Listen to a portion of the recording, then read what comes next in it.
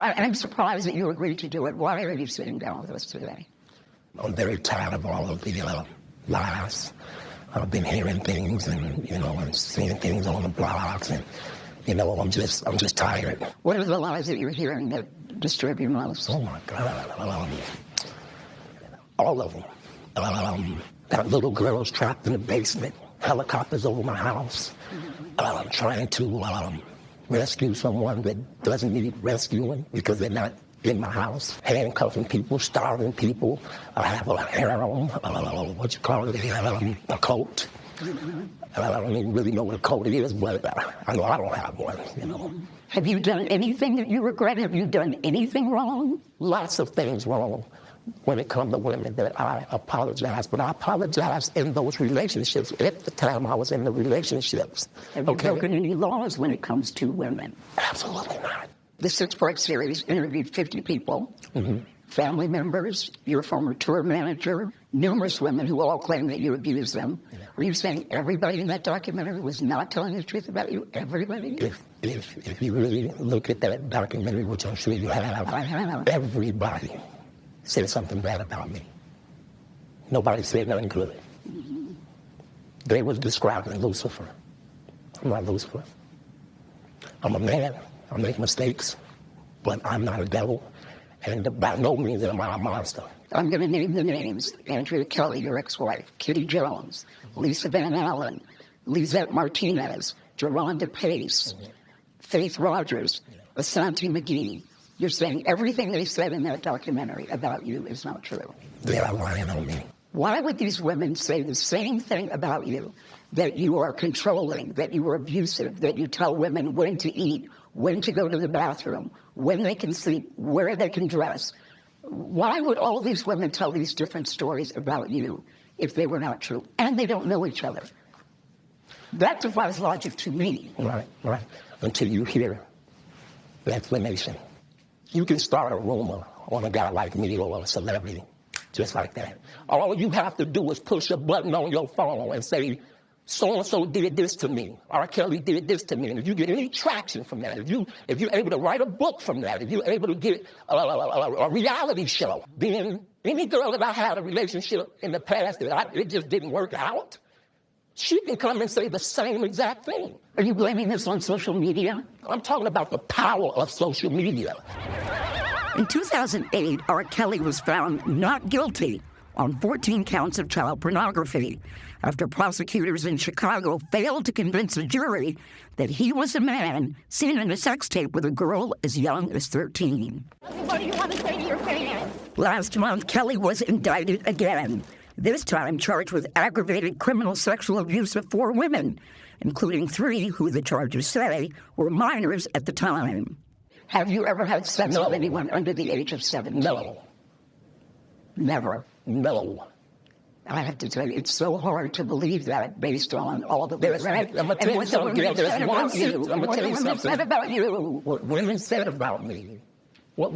So nobody's allowed to be mad at me and be scorned and lie on me. So they're lying on you. That's your explanation. They're lying on you. Absolutely.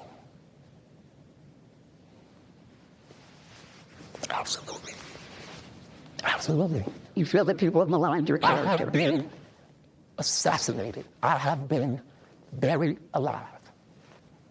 But I'm alive. So I think the point you're making is, and correct me if I'm wrong, that you have never held anybody against their will. I don't need to. Why would I? Well, how stupid would it be for R. Kelly, with all I've been through in my way past, to hold somebody, let alone 4, 5, 6, 50, you said. How stupid would I be to do that? I didn't say you were holding. That's stupid, guys. Is this camera on me? Yes. That's stupid. Use your common sense. Don't forget the blogs. Forget how you feel about me. Hate me if you want to, love me if you want, but just use your common sense. How stupid would it be for me to, with my crazy past and what I've been through, right now I just think I need to be a monster and hold girls against their will, chain them up in my basement, and don't let them eat and don't let them out unless they need some shoes down the street from their uncle. Stop it. Y'all quit playing. Quit playing. I didn't do this stuff. This is not me. I'm fighting for my life. Y'all killing me with this. I can't 30 years of my career. Robert. 30 years of my career. Y'all trying to kill me. You're killing me, man. This is not about music. I'm trying to have a relationship with my kids, and I can't do it. Y'all just don't want to believe the truth. You don't want to believe it. At this point, we briefly paused the interview to give Kelly a moment. His publicist helped calm him down. I hope this camera keep going. Yeah, we're going to. This is not true. This doesn't even make sense. Why would I hold all these women? Their mothers and fathers told me, we're going to destroy your career. But Kelly's emotions remained raw. There's real girls out there missing. There's real young girls out there being abducted, being raped, okay? They really are on chains. They really do have chains on their wrists, and they can't get out. And they're ending up buried. Robert, we have to have a conversation. Really, I don't want you just ranting at the camera. I came here for them to hear me talk. But I need help. What kind of help? This is the kind of help I need. Yes, what kind of help? I need somebody to help me not have a big heart, because my heart is so big. People betray me, and I keep forgiving them. You sound like you're playing the victim here. You sound like R. Kelly. You do. When I listen to you, just telling the truth. You're playing the victim. I'm just telling the truth. And the reason I'm emotional, Robert, and I apologize for that, is because this is the first time I was able to say something. I've said nothing. Well, we're also hearing from the family of a woman who lives with R. Kelly at his home. The parents of Joycelyn Savage say that the singer not only abused but brainwashed their daughter. R. Kelly denies that and claims it was Savage's father who gave his daughter to him at a concert. I didn't go looking for a Joycelyn Savage. I was doing my show. He brought her and asked a friend of mine to put her on the stage with R. Kelly. Make sure she's on the stage.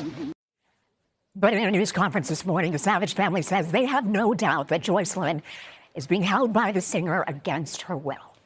We went from seeing you or talking to you daily or weekly to not seeing you in 2 years. So that is a clear indication to us and as a mother that something's definitely wrong with the situation. And we won't stop until we have our answers and make sure your well-being is okay. Well, joining me now is Renee Graham. She's an associate editor and columnist at the Boston Globe. Renee, I know you've been following R. Kelly's story very closely. I'm so grateful you could join us today. From Gayle King's interview, what really stood out to you, Renee? You know, what was shocking to me about the interview was that I think that R. Kelly and his people perhaps thought this would be able to paint him as a more sympathetic figure. And if that was the goal, I think it failed miserably. It came off looking like the latest chapter of Trapped in the Closet. You know, he was unhinged, he was overwrought, he was evasive. So you know, that's what really came off to me. It came off as someone who was trying to manipulate the audience, the way he allegedly manipulated these women. You know, it was remarkable. So many people are commenting about Gayle King and her composure. She actually was speaking to my colleagues, Vlad and Anne-Marie Green, earlier this morning, saying at no point did she feel that R. Kelly was going to threaten or harm her. But a tweet that you mentioned this morning kind of caught our attention, and you say, now we see exactly how R. Kelly behaves when challenged by a woman. That was your tweet. Now we see exactly how R. Kelly behaves when challenged by a woman. What does this say about his track record, and what did you mean by that tweet? Well, you know, in surviving R. Kelly, we heard women talking about not just sexual violence, but physical violence, and how if they didn't like the right basketball team, they would be slapped, they would be hit, and this sense of domineering and control, being domineering and controlling. And that's what it felt like a little bit today. He is towering over Gayle King, who is sitting there being the consummate pro as he is sort of screaming and flailing and crying in this whole sort of dramatic performance. And it just made you wonder that if that's what he does on camera, you know, what is he like when nobody's looking? Yeah, and you know,